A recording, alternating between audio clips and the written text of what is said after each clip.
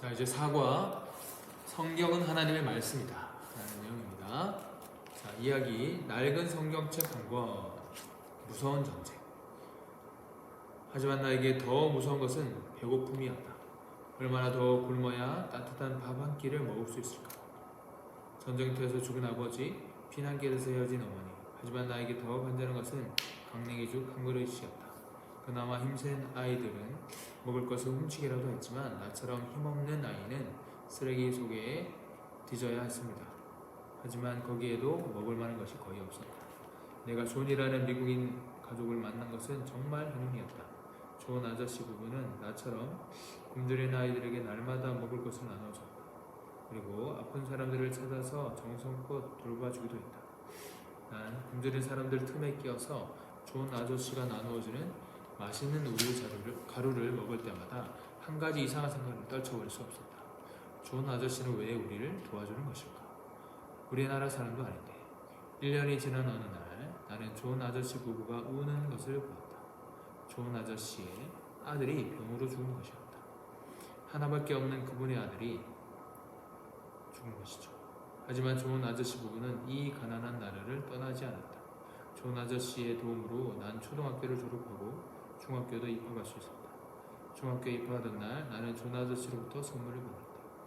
여러 권의 공책과 연필, 그리고 낡은 영어 성경책 한 권, 모두가 죽은 아들의 것이었다. 내가 존 아저씨에게 물었다. 아저씨는 왜 우리나라에 오셨어요?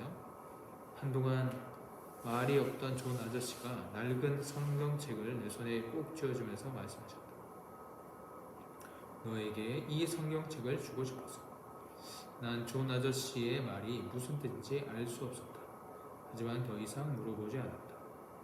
존 아저씨의 그 따뜻한 눈빛만으로도 나에게 충분했기 때문이다. 그 뒤로 많은 시간이 흘렀다. 한국의 경제는 눈부시게 발전했고 나 역시 넉넉한 집안의 가장이 되었다. 오래전 존 아저씨의 바람이 실제로 이루어진 것이다. 내가 먼 옛날을 떠올리는 동안 아들 녀석은 자기가 아끼던 장난감을, 그리고 아내는 옷 한 벌과 운동화 한 켤레를 선물 상자에 넣었다. 몇 년 전부터 우리 가족이 후원하고 있는 필리핀 소녀 마리샤에게 보낼 선물이었다.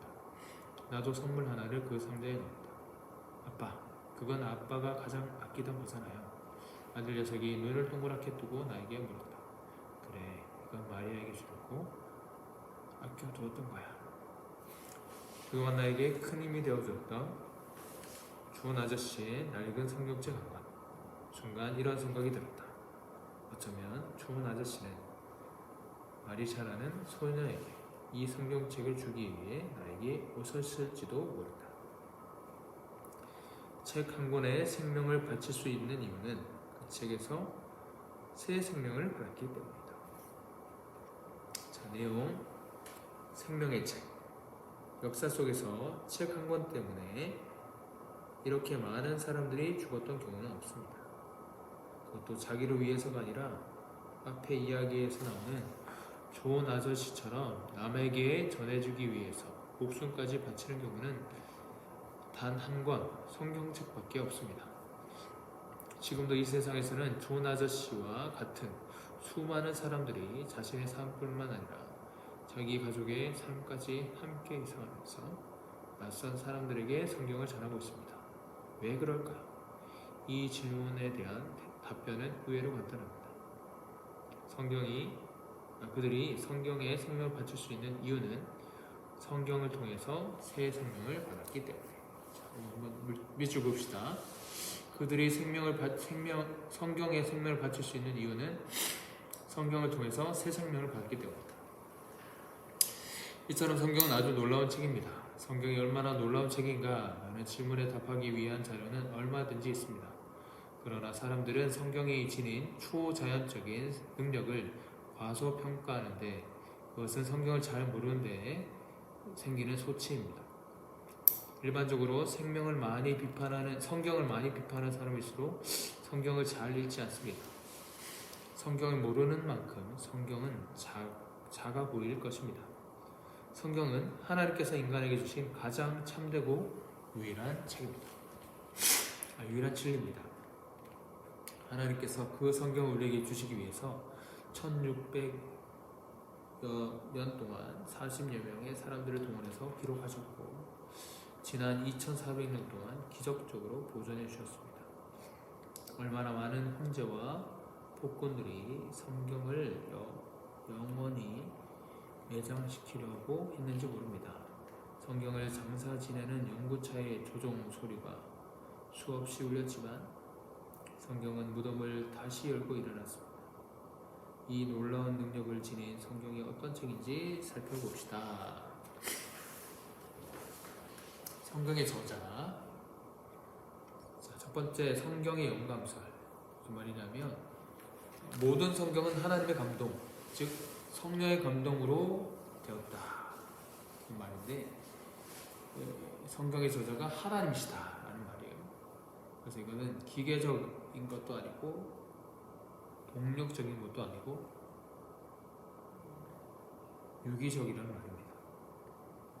기계적이 아니다는 말은 어떤 공식이나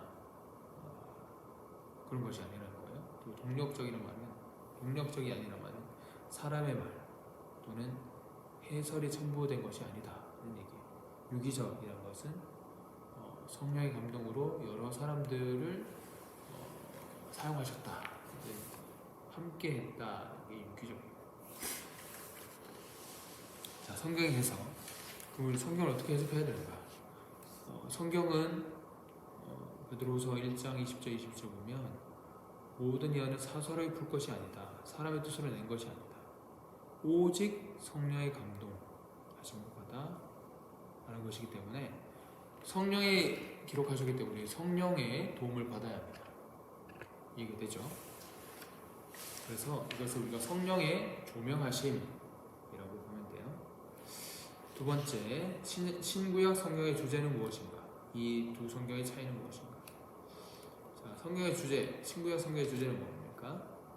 구약은 오실 메시아, 아직 오시지 않았는데 오실 메시아를 주제로 삼고, 신약은 오신 메시아, 이미 오신 메시아에 대해서 주제를 삼습니다. 하나님께서 성경을 주신 목적은 무엇입니까? 첫 번째, 구원입니다. 요한복음 20장 31절, 오직 이것을 기록함은 너희로 예수께서 하나님의 아들 그리스도이심을 믿게 하려 하며 또 너희로 믿고 그 이름을 힘입어 생명을 얻게 하려 함이다 라고 얘기하고 있어요. 자, 구원을 위해서 성경을 주셨어요. 첫 번째, 예수님을 믿게 하는 것. 성경에 나타난 예수님의 사역을 통해서 예수님이 주와 그리스도이심을 믿게 하려는 것입니다. 또 생명을 얻게 된다. 자, 믿음은 결국 뭘 줍니까? 구원을 주죠. 생명을 줍니다.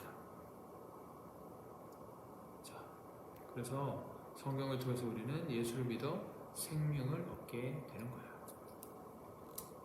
자, 성경을 주신 목적 두 번째, 신앙생활의 지침이 된다. 디모데후서 3장 16절 17절 보면 모든 성경은 하나님의 감동으로 된 것으로 교훈과 책망과 바르게 함과 의로 교육하기에 유익하다. 이 네 가지를 하기에 유익한 책이 바로 성경이란 거예요. 이 네 가지가 결국 신앙생활이라는 건데, 하나님의 사람으로 온전하며 모든 선한 일을 행한 능력을 갖추게 하는 이 신앙생활을 하도록 만드는 것이 바로 성경이란 거예요. 자, 성경에 네 가지 기능이 있는데, 교훈, 구원을 가르칠 때 탁월한 책이다. 책망, 옳고 그름의 명백한 기준을 제시하여 나의 잘못된 것을 지적하는 도구라는 거고, 바르게 함, 책망 이후에 바른 길, 옳은 길을 제시해 준다는 거예요. 의로 교육, 책망과 바르게 함을 통해 하나님의 사람으로 온전하게 만들어 준다는 겁니다. 결국 우리는 성경을 통해서 하나님의 사람으로 무장되고 선한 일을 할 수 있게 되는 겁니다. 자, 성경에 대한 신자의 태도, 우리의 태도는 어때야 할까? 우리는 읽는 자가 되어야 하는데, 성경은 읽으면 읽을수록 천국 소망이 뚜렷해지기 때문이에요. 그리고 우리는 듣는 자가 되어야 하는데, 귀로 듣고 마음으로 받아들여야 되고, 왜냐하면 듣는 것이 복되기 때문에, 그리고 믿음은 들음에서 나기 때문에 그런 겁니다. 그리고 마지막으로 우리는 지키는 자가 되어야 합니다. 삶이 반드시 따라야 되는 거예요. 지식만 있고 삶이 없으면 그 믿음은 죽은 믿음이다. 야고보서가 말하고 있죠. 그리고 우리는 삶이 반드시 따라야 한다. 지켜야 한다. 마지막으로 성경은 어떻게 구성되었는가? 구약과 신약으로 나와 있고, 구약은 4가지의 분류가 되어 있어요. 모세오경, 모세가 쓴 성경이고요. 역사서, 역사를 기록한 거예요. 시가서는 시의 형태로 되어 있는 거고요. 예언서는 말 그대로 하나님의 예언, 예언자를 통해서 예언하는 내용들을 담은 겁니다. 신약은 6개의 분류로 되어 있는데, 공간복음은 다른 관점에서